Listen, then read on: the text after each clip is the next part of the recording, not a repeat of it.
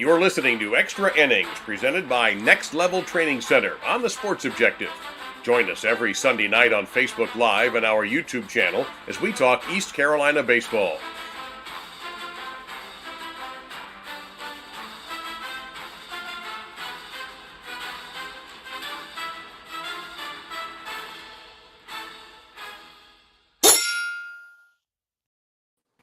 Welcome into Extra Innings, brought to you by our good friends, presented by Next Level Training Center, our good friends Trent Britt and Gaynell Britt, and that's right here on the Sports Objective. I'll tell you what, very excited to get out the brooms, the sweep. Happy Easter to everyone, very excited. Ladies and gentlemen, we're going to bring in our good friend Kyle from LaGrange Barber. What's up, dude? I got my long sideburns, I got my hair slicked back, coming to your town in a pink Cadillac. I'm just a honky-tonk man. He's a honky-tonk man, I'm just a honky-tonk man. He's a honky-tonk man, I'm just a honky-tonk man. I'm cool, I'm cocky, I'm bad. Our Pirate baseball team, they're cool, they're cocky, they're bad. Finally playing like they're supposed to. No doubt about it. Bubba, that's a hard act to follow. Are you going to sing something? You're going to do some Dumb and Dumber lines? What you got, man, tonight? No, not at all. Not attempting to follow that, but tremendous week for our Pirates. We talked about it last week on Extra Innings. Yep. The upcoming 9-game stretch at that point, how critical that would be, with 8 of those 9 games being on the road. Elon, obviously UCF. Then you come home to play UNC Wilmington. Then you go to Tulane, who's in the top 50 and right there at the top of the AAC standings. And then you go to NC State. Huge games in terms of the league race, obviously, and then huge games in terms of RPI opportunities. And when you take a look at it now, the Pirates are off to an excellent start. Obviously, 4 games down, 4-0, winning 7-1 at Elon in the midweek, and then 3. I guess you could say blowouts, definitely the last 2. And then I started to say Friday night's game. Thursday night's game where the Pirates trailed 6-2 going into the 4th inning and then just exploded for 10 runs. What we've done about our performance this week going 4-0 is we put ourselves in a position over the next week or so with Wilmington, very important series with Tulane, and then at NC State, to change the trajectory of our season. We were in the 70s or 80s RPI. We're up to 50. If we could beat Wilmington, take 2 from Tulane, and then beat NC State on the road, we could easily be around 40 or so in the RPI in a week from now. Now, it's going to take a lot of work. It's going to take a lot of wins, but we could really change the trajectory of our season in a hurry if we can take care of business over the next week. Hey, by the way, Kyle, before we get back into baseball, Alan Vick is going to challenge you on your honky tonk, man. And he has don't go mess with a country boy. Don't mess with a country boy. Don't go messing with a country boy, the country boy, with a country boy. You don't go messing with a country boy. Don't mess with a country boy. Hillbilly Jim, baby. Yeah. So if you love wrestling, you can put your favorite wrestling song tonight. I guess this is a sidebar. You can put that in the comments. But we're talking Pirate baseball. Very excited, Bubba, with the 4. And we talked about that, like you said, at the top of the show.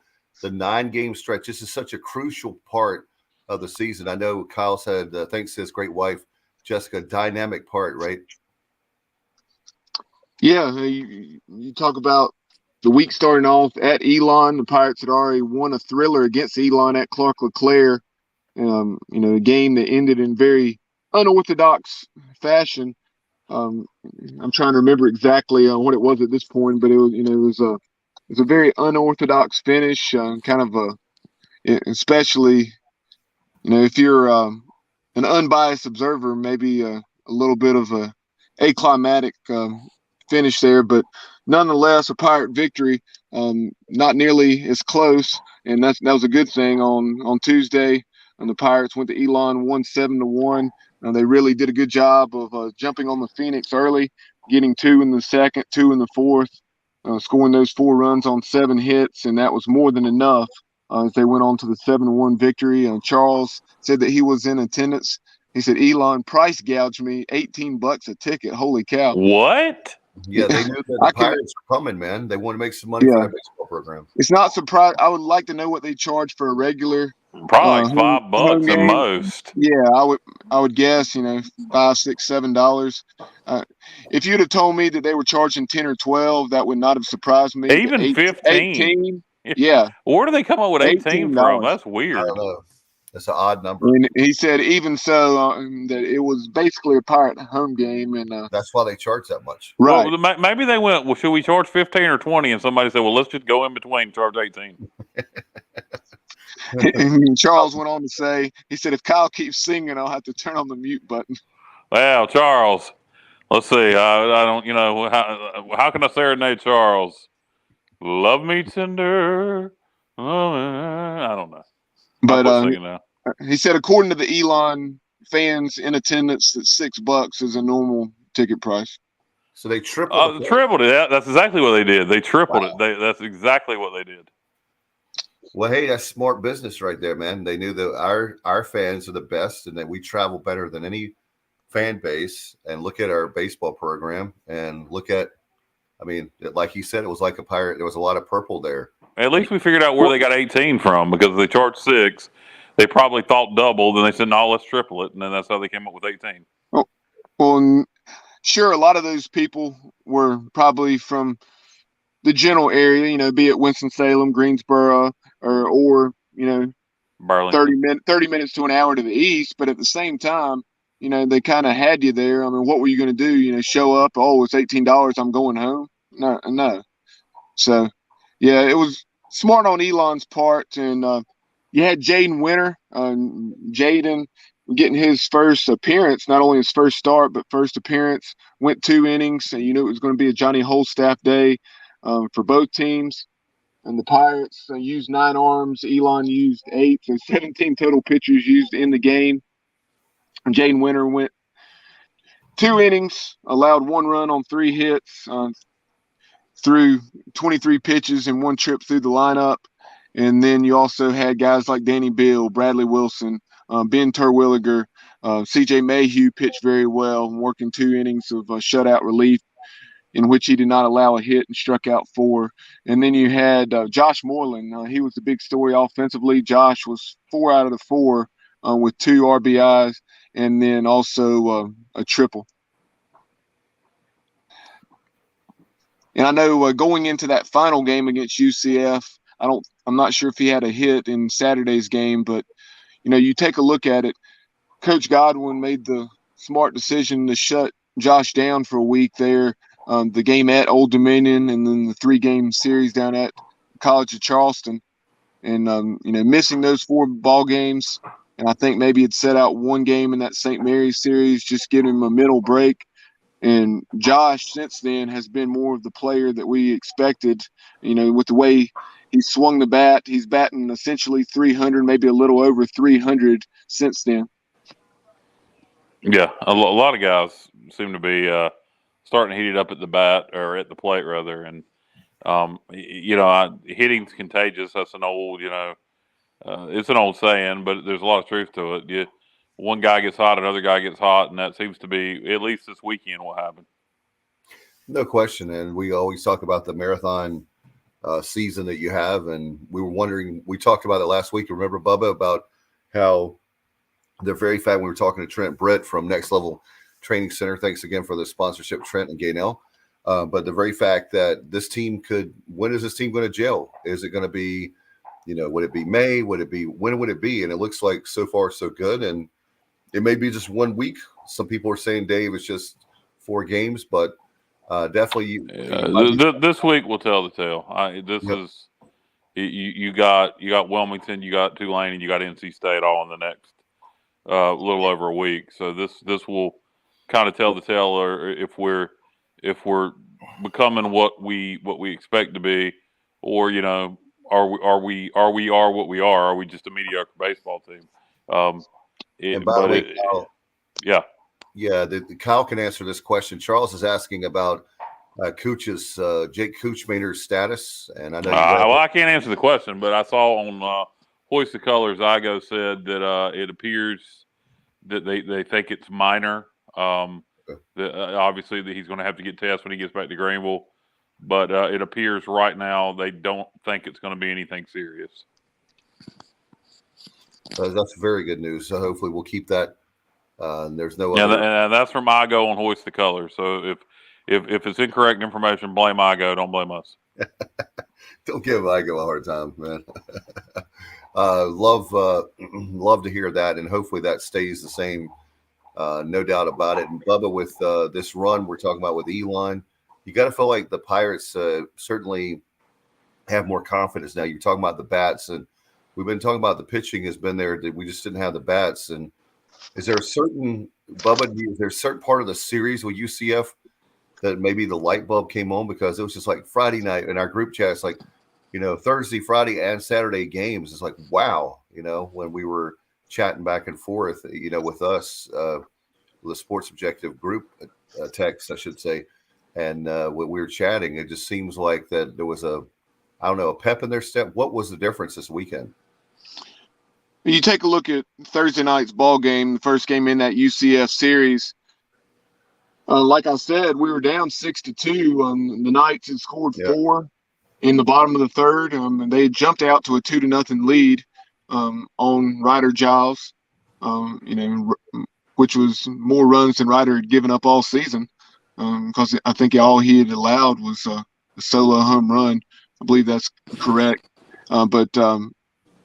Just they, put some good swings on Ryder, but then also some things that just had some ball find holes and some mistakes defensively. But there in the after we had tied the game at 2, the Knights, like I said, put up 4 in the bottom of the third, and then we responded with 10 in the top of the fourth.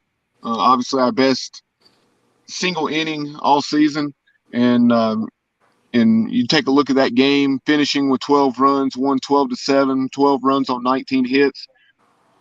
It was the third time this year we had scored 12 runs, tying our season high. We had also scored 12 against Duke in a blowout of the Blue Devils, and also 12 in that, I believe it was the series finale against Cincinnati, where we won 12-10.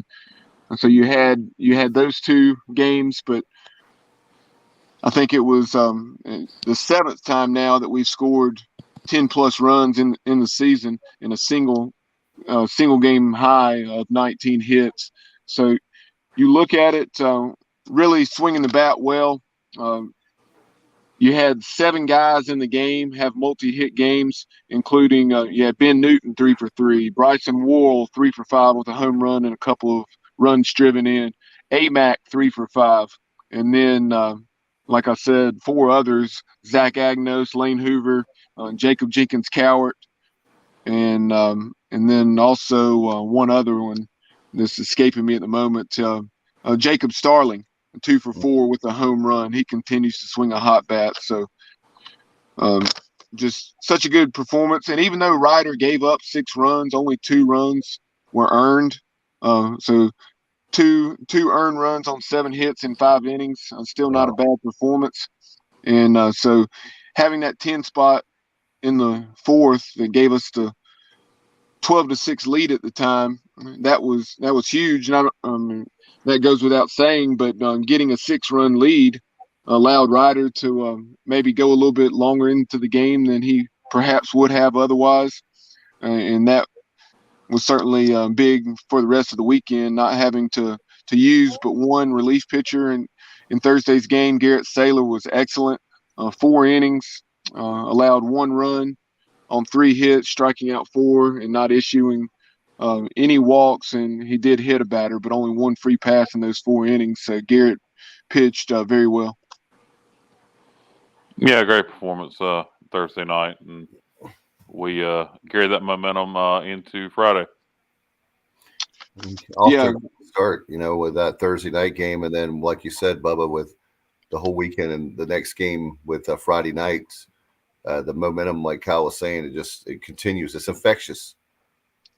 Yeah, Friday's game, it was scoreless through 3 innings, and then once again in the middle innings there, Pirates scored 4 runs in the top of the fourth, and then continued to add to the lead. Cooch Maynor, we mentioned Cooch a moment ago with the unfortunate situation with the arm injury. Hopefully it's nothing major and that he'll be back very shortly. next week. If not next week, then before the end of the regular season. But Cooch went 5 1/3, did not allow a run, 2 hits, 4 strikeouts, a walk on just 61 pitches in those 5 1/3. So it was one of his better performances of the year. And really, Cooch has had a lot of solid starts. So the only time he got roughed up was up at Cincinnati in that Friday night performance. But Cooch is 4-2 now, and hopefully he'll be back and continuing to pitch well down at Tulane. If not, then soon thereafter. And then Danny Bill was absolutely dealing. Danny was did not allow a run, 3 2/3 innings of shutout relief, surrendered just a single hit, struck out 5, and just 1 free pass with a single hit batter, and needed just 44 pitches to work those 3 2/3. So when was the last time, this sounds crazy to say with how good our pitching has historically been, but this year, it's been more, seeing 4, 5, 6 pitchers in a ball game. So we had back-to-back games in a game a series against a team that was at the top of the standings, and we only needed 4 pitchers to go through 2 games. So that was absolutely huge going into Saturday's series finale. Yeah, no doubt. I mean, when you can, conserve arms, you puts you in a great position to get the sweep. When you can conserve arms, and then when you mentioned how we didn't have to use many pitchers, Bubba. Sometimes that goes hand in hand with the bats getting hot. When the guys start hitting, the pitching seems to, they have a lot more confidence because they can go out there and just go throw. They ain't got to stress so much because they're getting run support. No doubt. I mean, the people, definitely the master of the obvious statement would be that the pitchers had a lot of help this week, and so with that's why we have the 4 wins, and it's certainly going to be a big week coming up, as we talked about with this pass. Another thing too is nice to get the first sweep we've had all season, and the fact that we have technically we swept the Keith LeClaire Classic. I know, but right. He just meant the first sweep of the same opponent. Yeah, that's why I said technically. Right. But the Saturday game, I keep wanting to say Sunday game. The Saturday game kind of put that away with the Grand Slam. How many Grand Slams have we hit this year? Hadn't been many. Is it 2? I'm not sure. I would have to do some research there. But, like you mentioned, Aac had that Grand Slam that really put away Saturday's game. And Saturday's game was very much like Friday's game. It was scoreless, except this time it was actually scoreless through 4 innings. But the Pirates put up an 8 spot there in the top of the 5th, and then tacked on 2 more in the 6th for that commanding 10-0 lead. Went on to win the game 10-1. But excellent start from Jake Hunter. He obviously began the year as a starter, and then he had been pitching pretty well in relief since transitioning into that role. And Jake went 3 innings, did not allow a run, just a single hit, and then struck out 2 and did not issue a free pass. So great signs there from Jake Hunter. It'll be interesting to see if he continues to take on a weekend role. After that performance, I would not be surprised. It was his first start, like I mentioned, since the College of Charleston series. And he's allowed just 1 run in his last 10 innings pitched and no runs in his last 8 innings. So excellent stuff from Jake Hunter. And then you take a look at the arms that we saw in relief. Groves was very good. And then Trey Savage. And Trey Savage has really been emerging of late. He has tremendous stuff. It was just a matter of getting the command. And Trey Savage went 2 1/3, shutout relief, just allowing 1 hit, 4 strikeouts, and a walk. And listen to this, guys. In 13 appearances this year, in 10 innings, he has struck out 19 batters. So you can do the math. Out of 30 outs, he has struck out or recorded 19 of those outs via strikeout. So pretty impressive stuff there. And 65% of the outs have come via strikeout. Yeah, and when you look at this and you look at what we did this week, and one thing that starts to come to mind is confidence, and the team getting confidence as we get into a really important stretch here coming up. And you look back earlier in the year, and I mentioned the Keith LeClaire Classic. We had beaten Carolina, and then won the Keith LeClaire Classic and beaten Duke all in a row. And you kind of thought then, all right, the team's getting confidence. We're about to start rolling, and we kind of went backwards. So let's hope this time it's the real thing. We got confidence, and we're gonna start or continue to play Pirate baseball. That it's not just a glitch in the matrix, and we go back to being a stick in the mud. That we continue rolling. Yeah, and we talk about the damage that this team did offensively. It's crazy, how much of that damage was done in the middle innings against UCF. 28 of our 32 runs scored in the series came in the 4th, 5th, and 6th innings. And then for the week, 31 of our 39 runs came in the middle innings. So hopefully the Pirates will continue to swing the bats very well. Obviously averaging nearly 10 runs per game on the week. And you had so many guys with excellent weeks. You had Aac. You referenced his grand slam, Kyle. Aac had 6 hits on the week, batting 300, 6 out of 20, 6 RBIs, with 4 of those coming on that one swing. He also had a double. You had Aac Agnos, who was 7 out of 20. Bryson Warrell, our PGX Player of the Week. Bryson had 7 hits, 7 out of 16, 5 RBI, 4 runs scored, 2 home runs, a triple, and also was perfect on his 15 putouts, 15 chances in the outfield, playing an excellent center field for the Pirates. So congratulations to Bryson Warrell on being named our PGXGloves.com Player of the Week.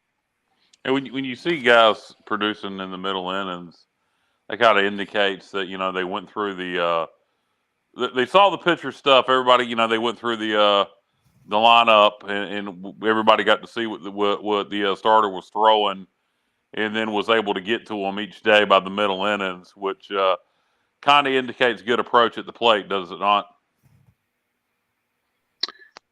Yeah, I think that's fair to say. That's a good assessment, and you certainly hope, a second and third time through the order that you begin to get to whoever you're seeing on the mound. And I think with the way Coach Godwin has these guys coached up, and with the scouting reports and so forth, I think that's probably a pretty good assessment there, Kyle. And taking a look at it, our pitcher of the week, our PGXGloves.com pitcher of the week, we talked about Jake Kuchmaner having one of his better performances of the year, and he's had several. 5 1/3 innings of shutout baseball, allowing just 2 hits, 4 strikeouts, and a walk, going 5 1/3 again on 61 pitches. Congratulations to Jake Kuchmaner on being our PGXGloves.com pitcher of the week. What did you guys think? And I didn't get to sit here and watch all 3 games nonstop. I was going back and forth between TV and then radio for all of yesterday. But on the I can't remember if it was Thursday night game or Friday night game. I don't know if it's the same guy on ESPN Plus all weekend, but the play-by-play guy had a terrific voice, but he sounded like he should be on NPR, National Public Radio. You're talking about UCF's play-by-play voice, Mark Daniels. He's been the play-by-play voice of the Knights for 30 years now. Yeah, he's got a great voice, but he definitely sounds like he shouldn't be calling sports. He should be doing something on NPR. Well, I think he does a good job. He does a good job. His voice doesn't match. He's got a radio voice. It's just not a sports broadcasting voice. It's very. He sounds very. I don't know. He's like not exciting. Is that? It's very relaxing sounding. He sounds like he should be, like on NPR. And Craig said, "Yes, sir. He should be a hypnotist." Yeah, there you go. It's very like, I want you to sit back and relax and listen to me talk. That is a pretty good impression there, Kyle. I appreciate it. But the guy who was doing the color analyst work is a former UCF catcher. I apologize, I can't remember his name, but I thought he was very fair and did a very good job. But a couple other numbers, one individually, and then another one more from a team standpoint, offensively, just showing how this club continues to grow. We're 39 games in now. 37 games in. Pirates are 22-15. And now through 37 games, our batting average is the highest it's been at 275. For the last probably 20 or 25 games, it's been anywhere from 260 to like 272, 274. So 275 team batting average now for the Pirates. And Bryson Warrell, he was so hot last week in those 4 games, his batting average went from after the Elon game, in which he went 0 for 3, he went 7 for 13 against the Knights and went from 248 to 273. Wow. That's impressive. And speaking of batting average, that's what we talked about, Bubba, how numbers can jump over the next week with our RPI. He could do very similar to Worrell's batting average if we can handle business over these next 5 games. Yeah, taking a look at the upcoming schedule, UNC Wilmington and the Seahawks, I think, are something like 20-13, 21-14, somewhere in there. Their RPI is just over 100. But then you have 3 games at Tulane. The Green Wave are right there, just below the Pirates, 6-3 in the league standings. Obviously, ECU 7-2, and they're 50th in the RPI, and the Pirates are 55th per Warren Nolan. And that it's not the official RPI, but it's very close. And then, obviously, being on the road, that's going to carry even more weight in the RPI. And then you have a road game at NC State the following week. During the midweek, that's the Wolfpack are currently, after their sweep of Boston College over the weekend, they're 32nd. So 4 consecutive games against so-called Quadrant 1 teams. And then after that, you have Cincinnati coming in. The Pirates have already won 2 out of 3 against the Bearcats on the road. The Bearcats swept Wichita State out in Wichita over the weekend. And then you have a series at Memphis. The Tigers, despite a series win at USF, the Bulls are really struggling.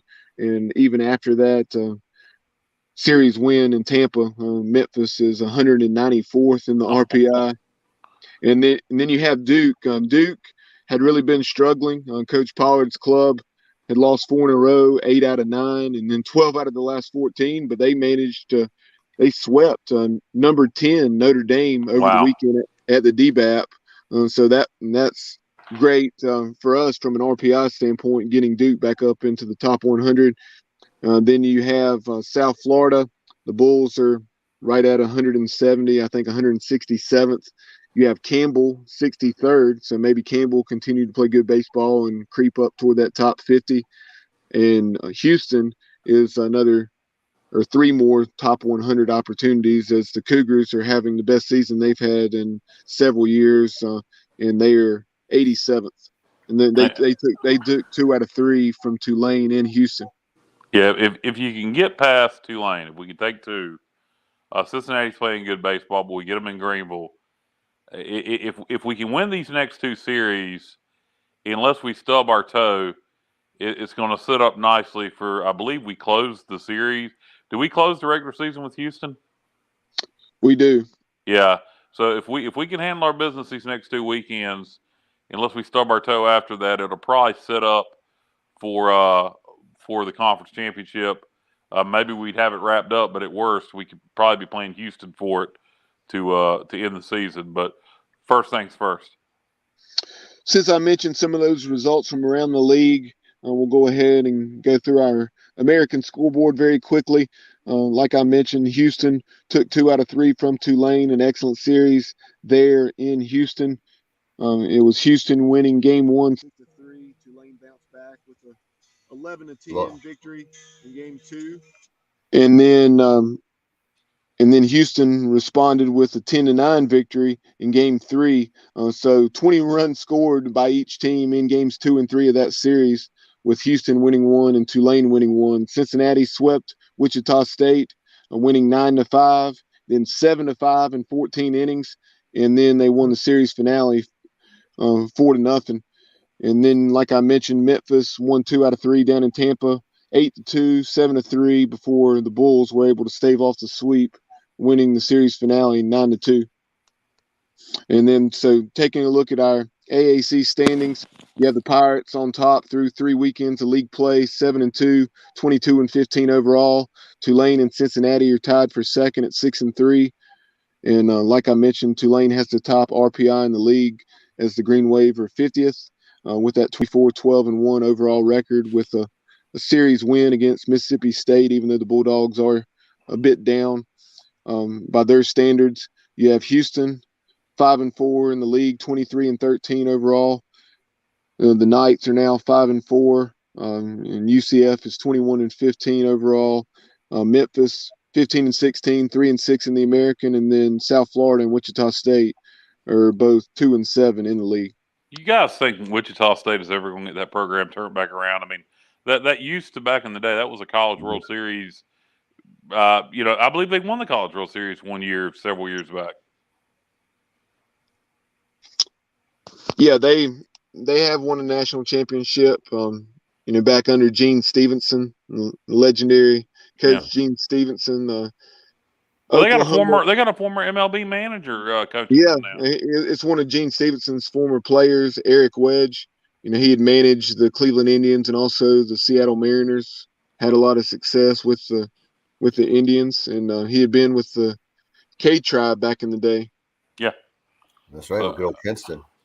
So you would think at some point Wichita will get that thing going. I mean, it's kind of odd to me. And in fact, Craig said that was in the 1900s, Kyle. Well, yeah. Well, I mean, yeah. I will. I think it was early '90s. Wichita State won the national championship. That sounds right. I can't remember the exact year. But. Yeah, I have to look it up. It was late '80s or early '90s. I think it was in the '80s. Well, either way, it was recent enough where it wasn't, 1965 or something like that. It was. And they were knocking on the door, Kyle, several seasons. They were a consistent Omaha, CWS team. Yeah, kind of like our future conference mate Rice. Was a yearly College World Series contender, and now they're horrible. I mean, you had Wichita State, Miami, Florida State, LSU. I mean, they were there consistently. Clemson, yeah. Oh yeah, Clemson. Yeah, I remember back when Jack Leggett really had it rolling there. Yeah. Speaking of, change subject just for a minute, guys. Just briefly, did you guys watch any USFL? I did. I thought that was really good. I watched it today. I was surprised. I watched some game. I watched the golf with Harold Varner III, but those two things I was flipping back and forth. I watched some of game one last night with the Birmingham Stallions and the New Jersey Generals, and it's cool to see Skip Holtz on the sideline. Yeah, a lot of familiar coaches. You got Skip Holtz in the league. You got Mike Riley in the league. You got oh God, who else is there? Kevin Sumlin. A lot of familiar names. I thought the football, it reminded me of football. It was a combination of NFL and college rules. There was nothing goofy about it. No weird reinventing the wheel. It seemed like football. Like, what I didn't like, I tell you what I don't like about it. Too many camera angles. I don't need 55,000 camera angles. I don't need all the players mic'd up. And the presentation when playing all the games in Birmingham, when the home team Birmingham Stallions aren't playing, nobody's going to go to the games.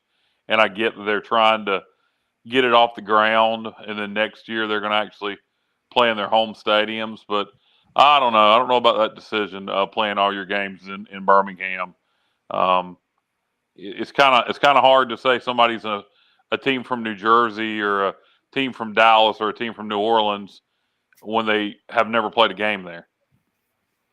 Yeah, I think they're, like I told you earlier, I think they're just trying to get what they're. Oh yeah, I know what they're doing. I just I don't know it. I agree with you. I don't like the idea, the concept of having every team in Birmingham. I think that they're trying to get the league off the ground, and it's going to be a 1-year thing, and then they're going to play in their home stadiums. And it's just it's going to make for a bad presentation in terms of, because nobody's going to be at the games. It's like watching a UAB game.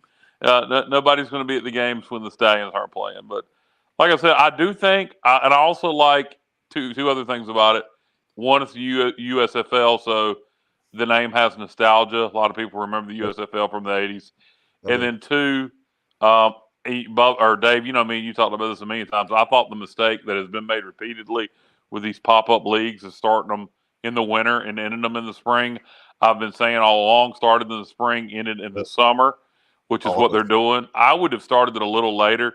They're ending it at 4th of July weekend. I would have probably started it a little later and ended it around the end of July. Yeah. But I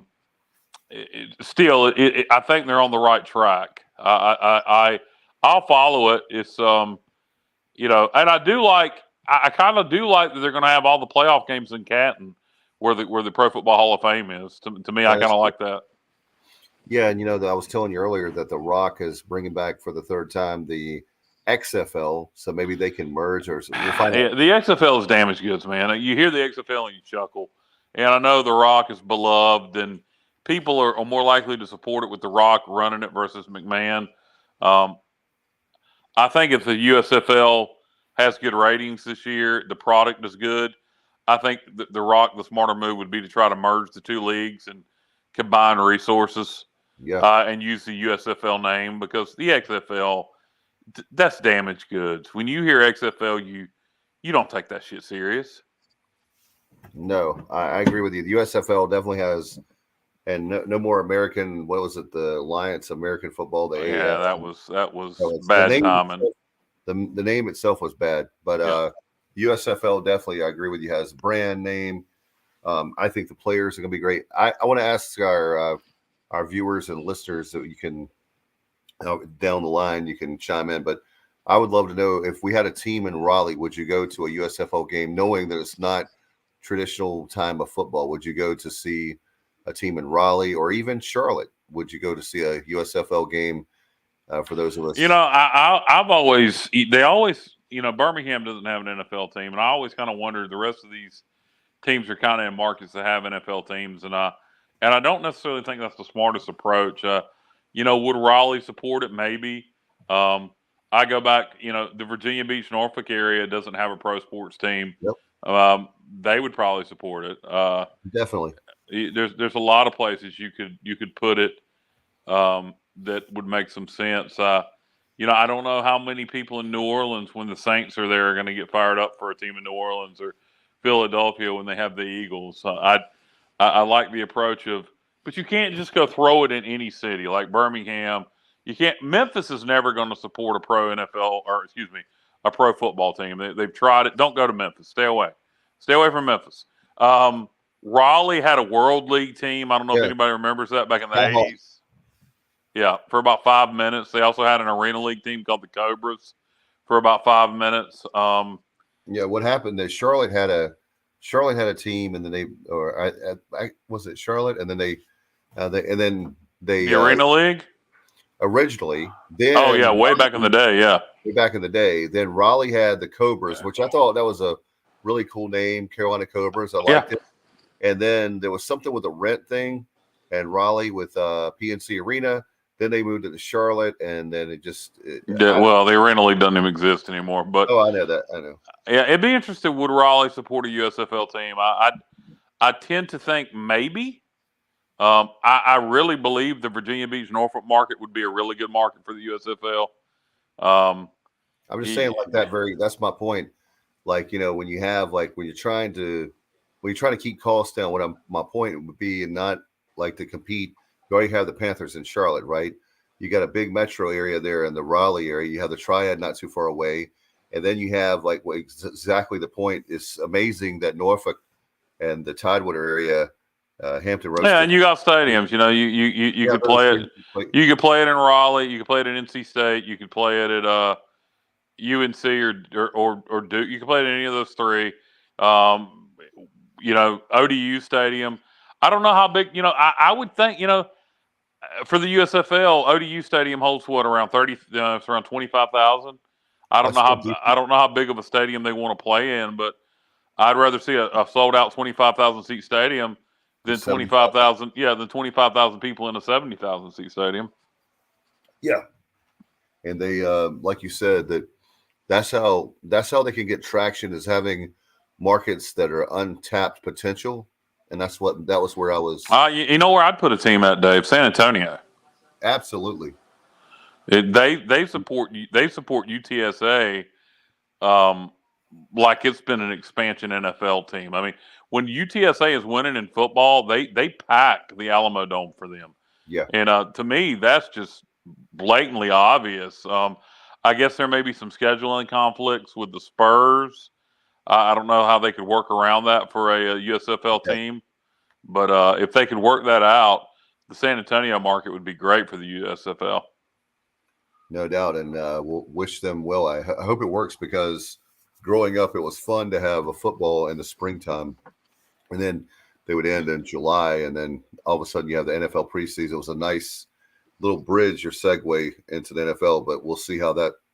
What do you think about them playing the championship game on 4th of July? That's I don't.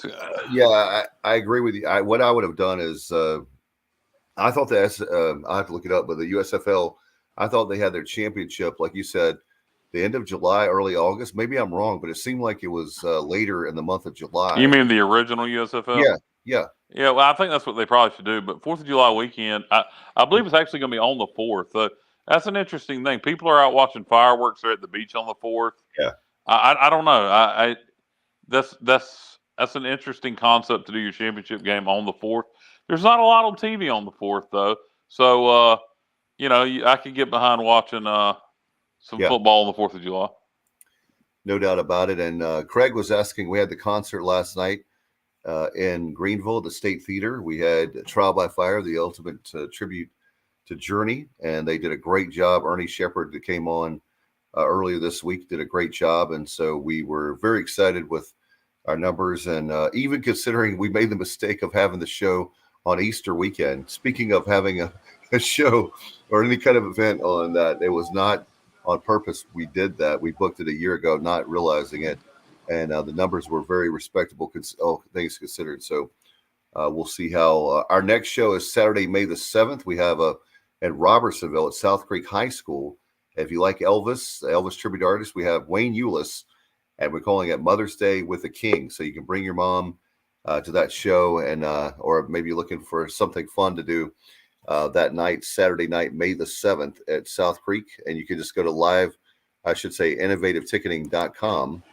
Welcome back, Kyle, talking about our next show in Robertsonville with Elvis tribute artist Wayne Eulis. And I'm gonna open up. I'm gonna do the honky tonk man impersonation. You know, you are the first in the world to be a honky tonk man tribute artist. Yeah, well, you know, I was speaking of tribute bands, and I know you're kind of into that thing now. The Farmville Dogwood Festival, free plug. They're doing 3 tribute bands this year for their headlining concerts, and one of them cracked me up because it's an interesting lineup of tribute bands for the same night. And the headliner is a Michael Jackson tribute band, Who's Bad or some crap. Yeah, like they're that. very good. Yeah, but here's the one that cracked me up, and I don't remember the other one, but the other one was a Jason Aldean tribute band. Jason Aldean tribute band?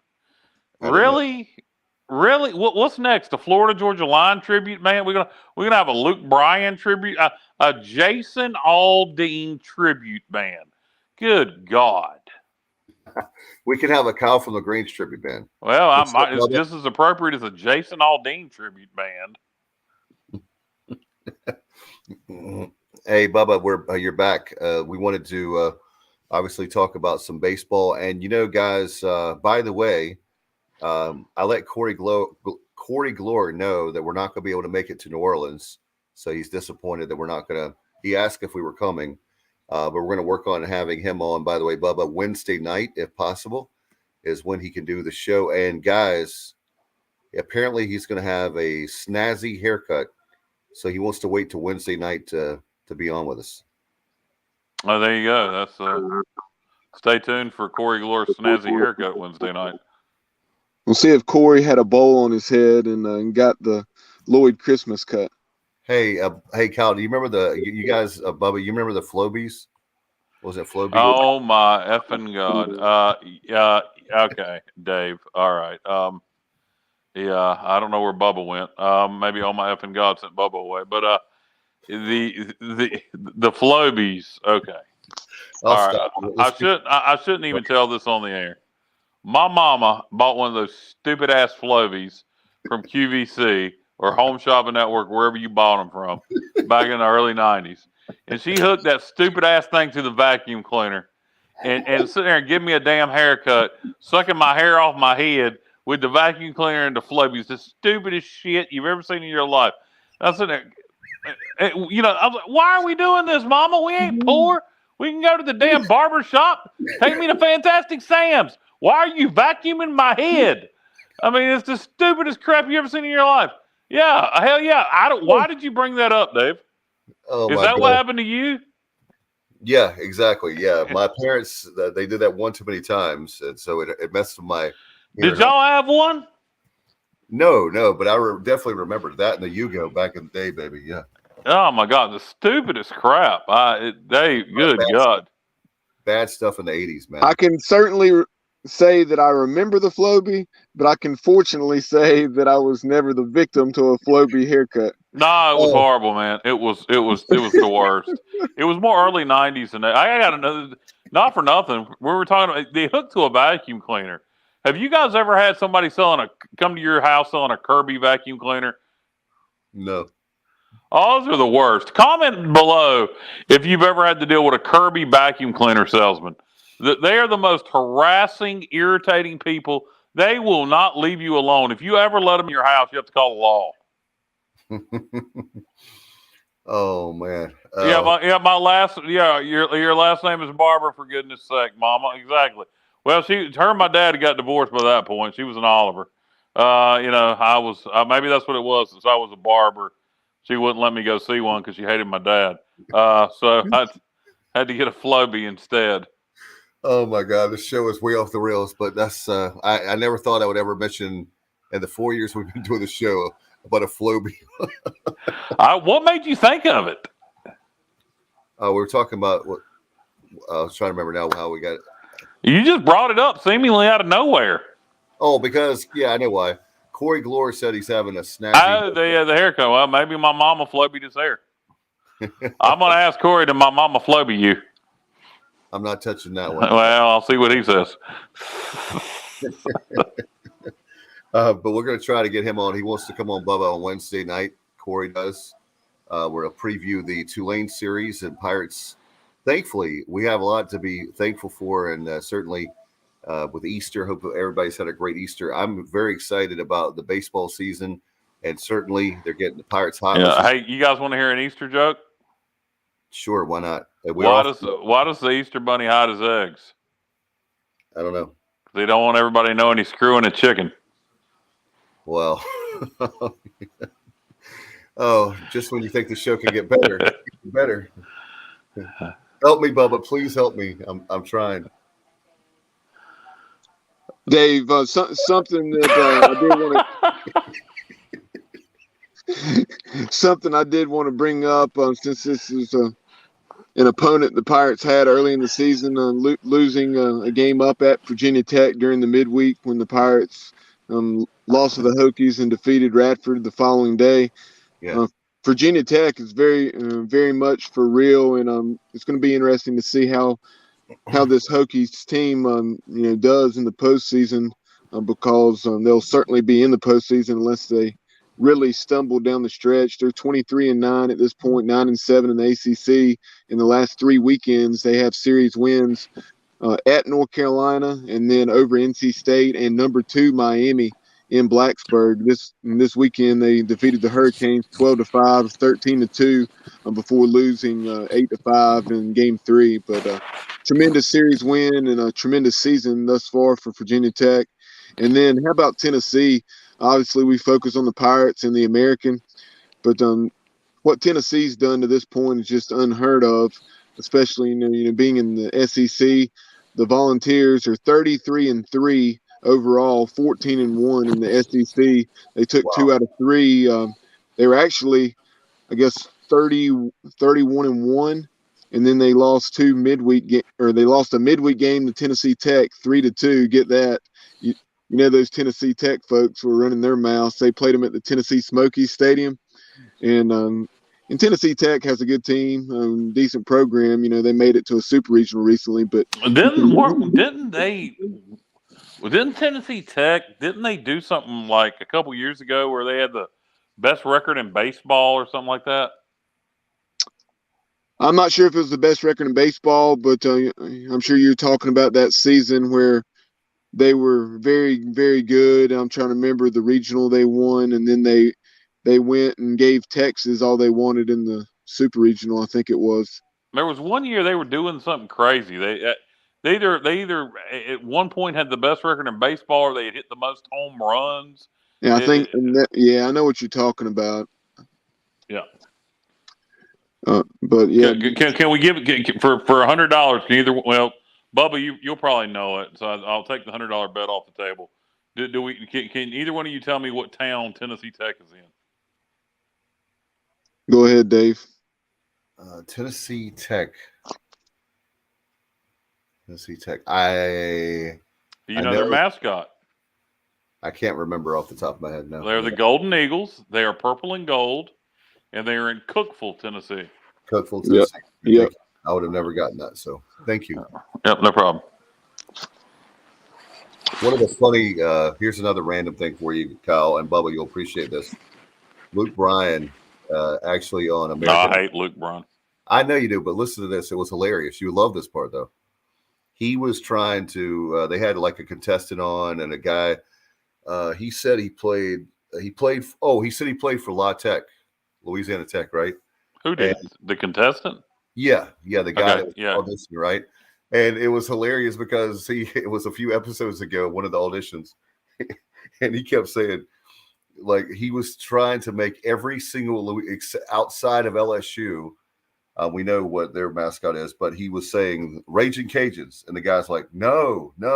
But I just thought that was really funny. Luke Bryan couldn't get the Bulldogs? Of course he couldn't, because he's a putz. He's a typical. His music goes right along with knowing the SEC. That's what he would know. And with his crappy music, it goes hand in hand. Yeah, so I thought you liked that, Kyle. It was. You have to see it. It was funny. Dave, you had Johnny Gardner chime in regarding what Kyle was talking about in terms of Tennessee Tech making some headlines nationally, and it was the home runs, according to Johnny. And there you go. I felt that was the case, but I wasn't 100% on that. And he also chimed in saying, of course, the Tennessee Tech Golden Eagles are located in Cookeville, Tennessee, and our purple and gold. Yep, and purple and gold. They were also the transfer destination of a former Pirate basketball player. And do you remember he played under Bill Harrion, Dave? He also he threw the alley to Derek Wiley for the infamous teabag dunk. God. Yeah. I'm not doing well tonight. Help me out, Bubba. Belton Rivers. Yes, yeah. I couldn't think of that fast enough. Yeah, so this is like the worst show I've had in a long time. Well, let's just be honest. Tennessee Tech trivia is a weird subject. Thank you, Johnny. Johnny put Belton Rivers up there on the screen. All right. Well, how about this for some Tennessee Tech trivia?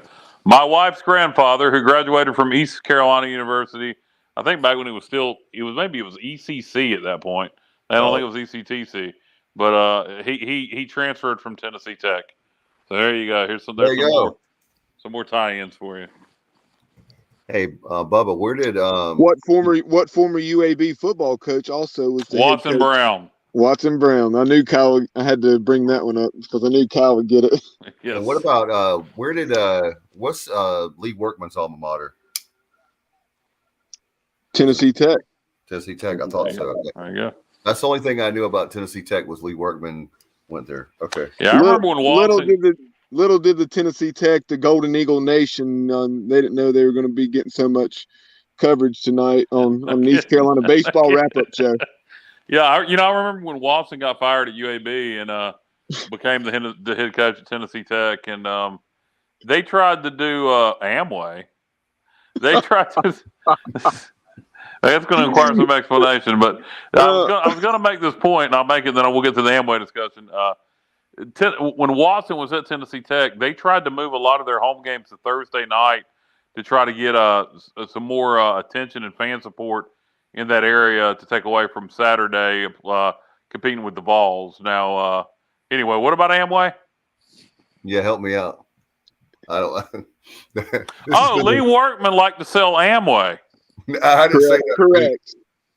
To make a long story short, essentially, when Johnny Gardner came out of East Carolina, he was, as you might guess, it was probably his dream job to get back to East Carolina in athletic administration, sports marketing, and so Lee Workman reached out to him, or somebody on behalf of Lee Workman reached out to Johnny, and Johnny thought the meeting with Mr. Workman was going to be over an opportunity within the athletic department, maybe a GA position or something of that nature. But it was the opportunity of a lifetime to buy into the Amway.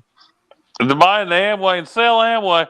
Well, Johnny, if you'd have just done it, if you'd have became an Amway representative and bought in and sold Amway, you could be retired right now. Yeah, you would be a diamond. Yes. You remember that? A diamond level Amway seller, yes, sir. You can sell a lot. It's a lot of soap there to get to that level, Kyle. So Yeah. Wow. I remember those days in the late '70s when I had family members. That was the late '70s, early '80s. That was Amway. I don't know if it is. Does anybody sell Amway anymore? I believe there's an Amway website, if I'm not mistaken, where you can help me out. Johnny will know. Johnny Gardner is Amway. Yeah, I have no idea, but I do know, back, I guess, 15, 20 years ago, after high school, but maybe during or shortly after college, I remember right there, not too long before Stacy and I got married in 2010. So in that 05 to 10 range, or during that era, multiple friends from high school reached out to me, and it didn't take long to catch on to what they were trying to do. Pyramid scheme. Yeah. I mean, like, initially you thought, hey, this is somebody I used to hang out with a decent amount. No, man, they got sucked in, and now they're trying to suck other people in. It was like a dang cult.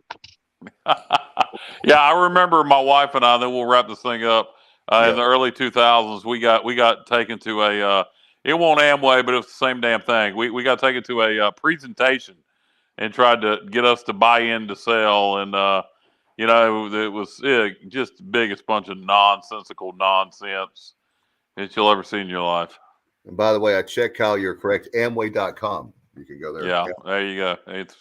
You can sign up, become a member, and have at it. All right, Bubba. One of the things that I was excited about, we were talking about the USFL. So this afternoon I flipped from the USFL, but most of the time I was pulling really hard. I'll tell you one thing, when everybody talks about eyeballs because of Tiger, well, I'm so excited about golf because we actually have a pirate with HV3 that's been doing so well, and I know you wanted to talk about that. Yeah, HV3, Harold Varner is ranked in the top 40 in the world, and that's the reason. I mean, I really forgot about the USFL game because I thought about it late in the week, and hearing it talked about on various sports talk shows that I was listening to. And I was like, hey, I'll give, at least watch a quarter or something of that game on Saturday like Kyle did. But I was so into the golf and just everything else going on, just honestly forgot about the USL. But as far as HV3, another excellent showing there in Hilton Head, South Carolina. As you see on the screen right now for our viewers, Harold finished 12 under, tied for third. He had finished second at Harbortown in the RBC Heritage a year ago. So this is a course that Harold really loves and scores well on. 67-72, one of his best career rounds. 63 on Saturday. Unfortunately, he had a solid round today, just didn't, get some approach shots as close as he would have liked and didn't have as many opportunities and just missed a few putts. And that 70 wasn't quite good enough, as you had Jordan Spieth winning the match over Patrick Cantley in a playoff, winning with the score 13 under. So another close call for HV3. We know that PGA Tour, or initial PGA Tour win, I should say, will be coming in the very near future. He's continuing to knock on the door, as you see there. I thought he had a PGA Tour win. Well, he's won 2 tournaments. He won the Australian PGA Championship, and then he won earlier this year over in Saudi Arabia. Yeah. But he's yet to win in the States, but has come close twice at the RBC Heritage. He finished tied for 23rd at the Masters. It was the third round at the Masters that really got him, and then the second round of this tournament, even though he only shot a 1 over par score, he had 5 birdies in that round, but there's a couple of double bogeys that really hurt him. And then today, like I mentioned, he was steady, but just I think he had 2 birdies, 15 pars, and 1 bogey.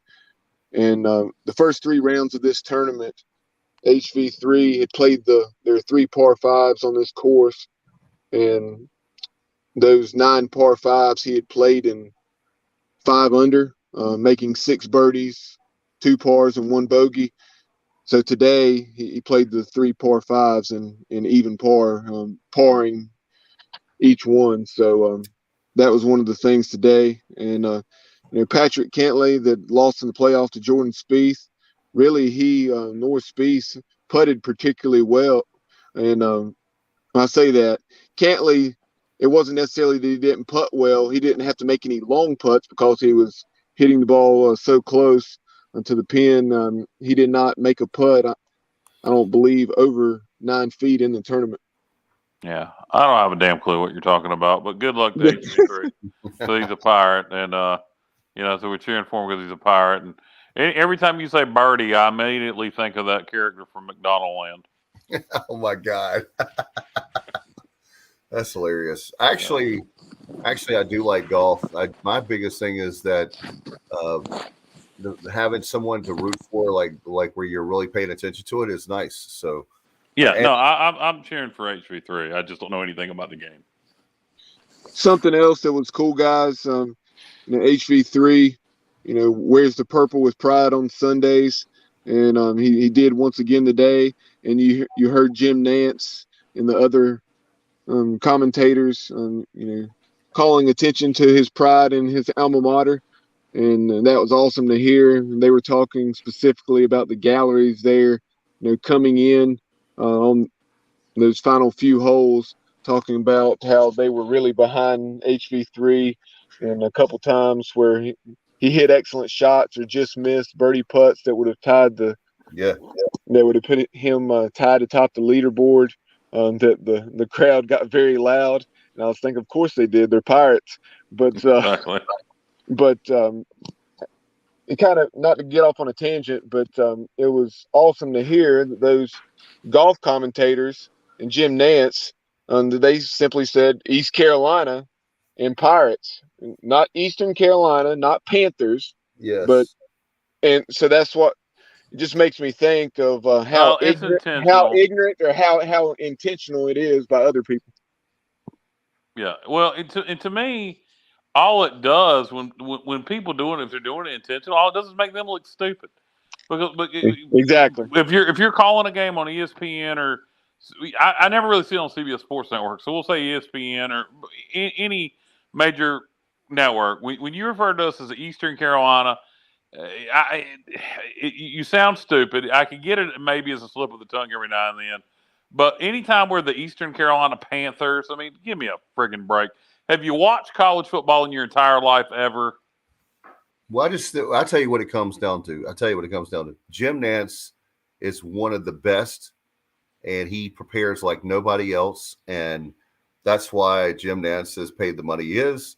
And that's why the guys wondering why they can't. We got, and I'm not going off the tangent, but it just shows how the people are lazy. They don't prepare. And Well, they it doesn't don't. even take preparing. I mean, if you're calling college football, you think you know the game. I can name every FBS college football program I in know, America and their but you care mascots. about it, Kyle. But you care about it. They want to do something, and they don't care about it. I'm telling you. Well, then they Like shouldn't you're be saying, calling college Dave, football. a lot of these announcers they're more of a casual sports fan, if that, Yeah. and they're just an excellent voice, an excellent communicator. But when it comes to actually following the things that they're announcing, maybe not as much. Yeah, well, I couldn't do that. See, I couldn't. Me calling golf or me calling, even college basketball or NBA because I'm just not a basketball guy. I wouldn't do it because I'd be horrible at it. But I don't know. I don't get that. It's to me when you're on ESPN and you're calling a college football game, you should know the damn game. Well, I agree, but they have these guys now that they may have a good voice and they look good like a Ken doll, but they have no personalities. They don't have the charisma that I know. I sound like an 80-year-old man, but back in the day, man, you think about the Chris Bermans of the world, when you think all the way back, Howard Cosell. There's so many that had personalities and you cared about them. Now there's a lot of people that Bubba knows every single announcer on sports announcer out there, but most of the people, do you really care about them? I had a college football video game on the PS2. It was not back when 989 Sports was around. It was called College Game Day, and Keith Jackson. It was competing with EA. I forgot about that game, Kyle. Keith Jackson did the voiceover. Yeah, and I never will forget. I put it on my PS2. I just got my PS2. I got it because it was cheaper than the EA game. So I got College Game Day with Keith Jackson doing the announcing, and it was, I don't remember who all played. It was the Ohio State Buckeyes taking on the Eastern Carolina Pirates, and it was on that video game with Keith Jackson saying it, and I wanted to throw it through the woods. Wow. Oh. Yeah. Well, the directional schools, as we always talk about, have trouble with that, but you would think that if they could say North Carolina and they can say South Carolina, why not East Carolina? That's what I've always, but it comes down to preparation. It comes down to people not caring about doing their job. I'm not going to ramble and waste any more time on that. Hey, Bubba, I know one thing that I'm happy about, we'll have to find out the numbers, but season tickets are up. So hopefully they're continuing to go up. And I know you want to talk about that before we get out of here. Yeah, it's been several days ago now, but we were right there just shy of 12,000. So as you see there on the screen, tremendous home schedule. Obviously, folks are so fired up for that season opener, and rightfully so, against NC State on September 3rd. But Pirates will be home for the entire month of September, taking on also Old Dominion, Campbell, and the Memphis Tigers. No, that's incorrect. It's Navy. So yeah, you're correct, Kyle. I knew that didn't sound right when I said that. I forgot to switch those around because this graphic was made without the dates before we knew the dates of the conference games, and I forgot to move Navy there. But yes, NC State, Old Dominion, Campbell, and Navy. And then in addition to those four, you have Memphis, UCF, and Houston. So some tremendous home games. And obviously 1-800-ECU or ECUPirates.com to place your season ticket order. And, forget 15,000. I think 14.1 or thereabouts. Somewhere in that neighborhood was what we sold in 2021. So hey, let's get it up there, 18,000 or more. Yeah, and I think It's not 16 to hard to do. 17,000 is very realistic. Yeah, it's not hard to do, especially No. with that home schedule. The fact that, folks, if you want to see that NC State game, you're more than likely going to have to buy season tickets. I'll tell you what else is there are going to be NC State fans and people that, love like being able to go to games locally. They don't really care about ECU, but they buy the season tickets. We're going to have people doing that with our great home schedule. So you better go ahead and do so. 1-800-ECU, or simply go to Bubba, like Bubba said, to ECUPirates.com. No doubt, Dave. And then also be sure to join the Pirate Club. We need to get our Pirate Club numbers back up more to where they had been several years ago, in excess of 8,000. And we've had far too many people carrying too much weight, and we appreciate those individuals. But, obviously the cost of doing business has risen, so we're generating a little bit more money maybe, but at the same time, you're getting that amount of money from fewer individuals. And when I say fewer, I'm talking about 2.5 and 3,000 less. So we've seen our Pirate Club membership shrink by like 35 or 40%, which is very alarming. And we talked about it, guys. When you go to an event, and you see so many of the people there in the 50 plus age bracket, and that's very alarming. Hey guys, I got one more thing. We were talking about USFL earlier, and I just saw this on my Twitter feed from this afternoon, 3:00. Stephen Igo reported, I didn't know this, Warren Saba, that plays for the Michigan Panthers, has a fractured right arm, and he did not return to the game. So we love Warren Saba. He was on the show recently. So we were talking about the USFL, and hope that he can recover quick. I don't know how long fractured right arm. Do you know, Bubba, how long that would take? No, I mean, not knowing specifics of that, but that sounds certainly probably a little longer for sure. But will be interesting to see how quickly Warren's able to come back from that injury. That's a shame, with him having that opportunity, and then who knows, maybe getting signed as a free agent if he performs well there. In the USFL games in Birmingham. And Kyle, I had stepped away earlier when you guys were talking about the USFL. I know I said that I have been unable to watch any of the action thus far, but just with Harold Varner playing so well and other things going on, watching college baseball even after the East Carolina games, there were so many good games on last night. But how was that game attended? Obviously, UAB Stadium seats a little over 40,000. Well, you're saying that game. I'm assuming you're referring to the Birmingham game. Yes,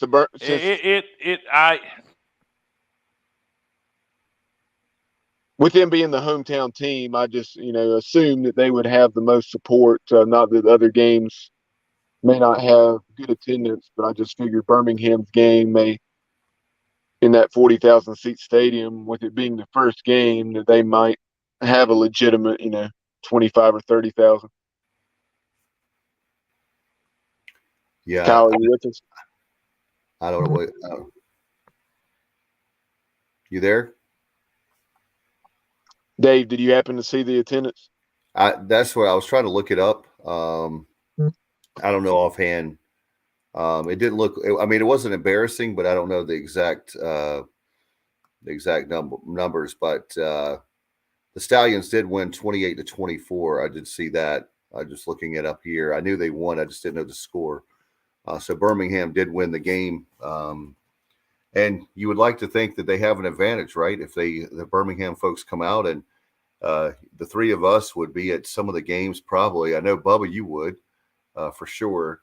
But if we lived in Birmingham, that gives you something to do, right? Especially all three of us love sports. We love football. So, and we want to see the USFL make it. I really do. I'd love to see that. It gives us more opportunities for our Pirates. So anytime we have more of our guys that graduate and they have a chance to play at the next level, then certainly we'd love them to do that.